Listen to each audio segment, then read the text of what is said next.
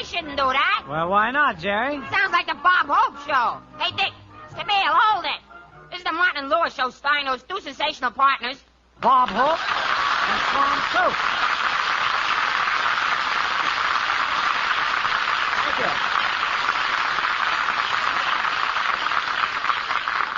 Yes, sir, those two sensational partners. Bob Hope and Swan Soap, the famous floater and the famous sinker.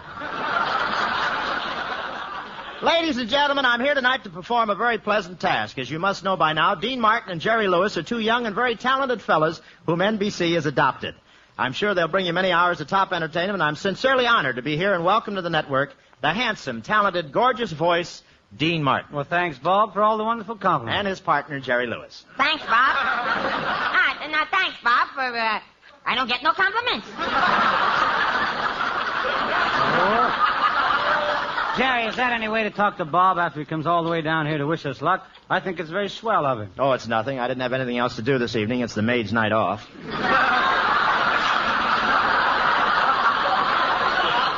But I know how it is when you're starting a new show. It seems like only yesterday that I was worrying about my radio program. In fact, it was only yesterday. Well, we really appreciate this, Bob. We figured we need plenty of help to succeed in Hollywood. Oh, I'm sure you're going to be very successful, Dean. Well, how about Jerry? Yeah, how about that?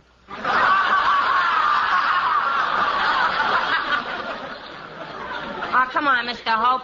Stop making with the jokes like that. You promised you'd make us seem funny. Well, don't worry about it, Jerry. No comedian's ever going to top that top of yours. Tell me, who does your hair? Are you Bangy? Nobody does it. I just get out of bed, and if I can't see anything, I know my hair is combed.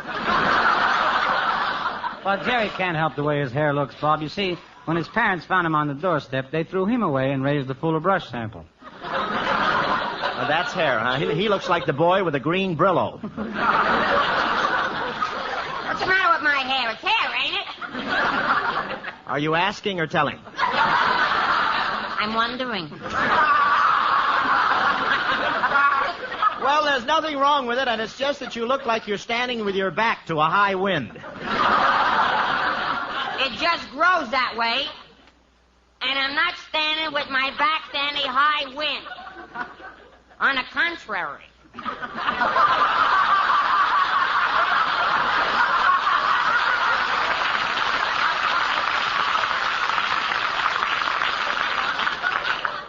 Look, Bebop.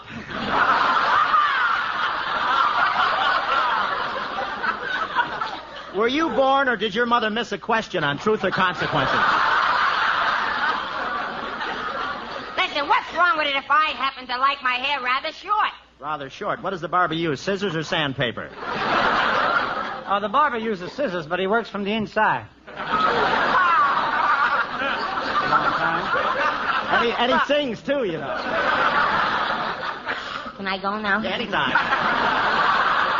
That's all we can get with that. Go, it's all right. Well, it just so happens I have to keep my hair short, Mr. Hope. Every time I let it get any longer than this, my knees buckle. It didn't pay. Can I go now? Well, I want to tell you, you boys are going to be working pretty hard from now on, so, Jerry, you've got to build up your strength. What do you suggest, Mr. Hope? Put something in your pot, boy.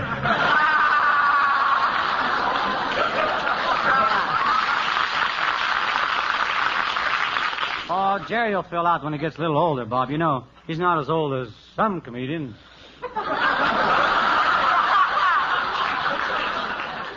Got another high wind here. Don't look at me when you say that, you West Point victimone. You're looking at a man of 31, you know. No laugh?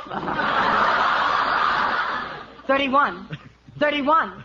31. He keeps doing it till he gets a good reading. Wait a minute, Mr. Hope. I saw your birth certificate, and you're not 31. Jerry? Don't try to stop me, Dean. The birth certificate said born in 1910, and this is 1949. You're not 31. You're 35. Thank you, Joel Kupperman. Nice counting. Did you hire an income tax man this year, or are you leaving us soon? I see how young he is, Bob. It was embarrassing when we were working in nightclubs. It was embarrassing? Yes, after we finished our act, Jerry would step up to the bar and order 3 fingers of Mead's formula with a pablum chaser. I know. The other night he was on my show. After every joke he told, I had to throw him over my shoulder and burp him.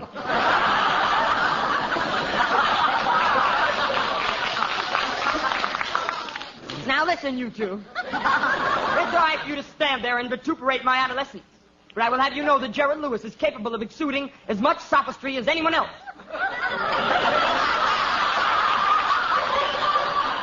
Jerry, Yes? your safety pin is unfastened again. Yeah, and you can see the inside of your head. You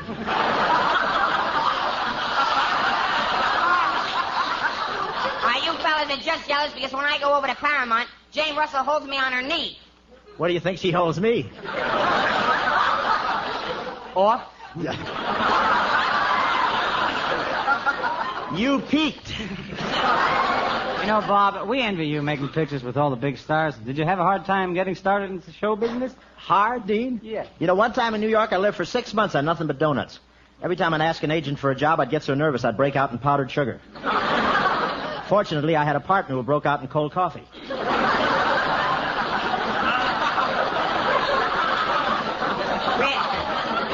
Really, Bob, we'll always remember one thing, though. You were so wonderful to us when we first came to Paramount, when we were poor and hungry, while we couldn't even afford to split one of those 50-cent box lunches. Oh, it was nothing. Nothing. You call it nothing, making us a special one for a quarter?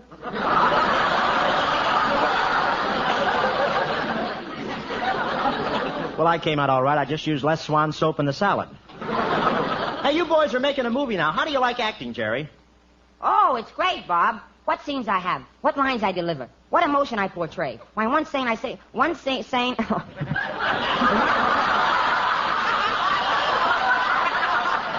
Start over. It's tape.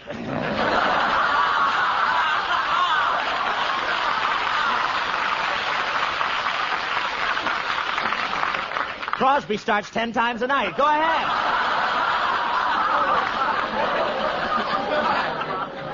I better hurry. We'll be here till Christmas. All right.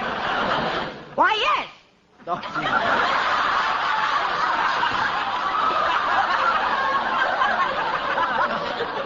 Now, really, in one scene, I say to the girl, Bob, I say, The world may think of me as a nobody, but Gwendolyn, in your arms, I'm a bird soaring up in the blue.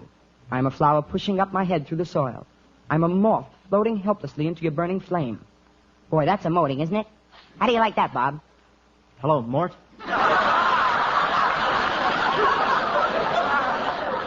Jerry, tell me one thing. What's that? Are you for real? And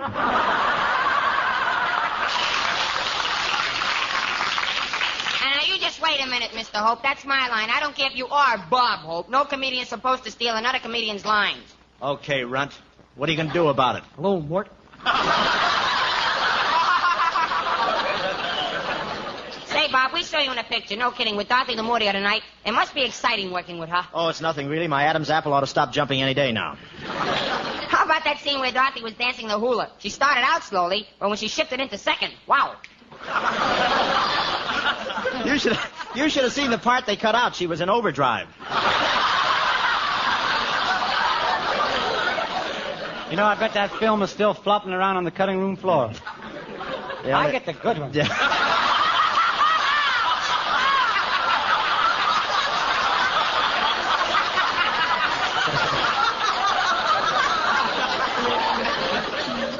I had one that I thought was pretty good, but you ruined it right now. Would you mind trying your line once again? All right. You know, I bet the film is still flopping around on the cutting room floor. Yeah, only last week they finally beat it to death with a stick. Thank you very much. Say, by the way, fellas, I'm throwing a little reception for you guys tonight after your show. Oh, a reception for us? You hear that, Jerry? Yeah, can you get some girls, or is this too sudden? We'll be... Oh, step all of it. It's nothing at all. Just a little bit. Yeah, what? Would you mind? You're not exactly Saratan to me, you know.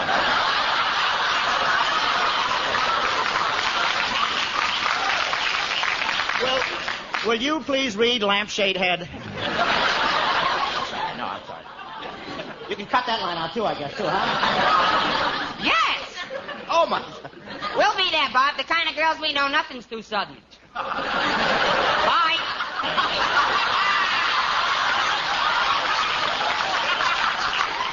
Wait, I'll get my hat and go with you. And another thing...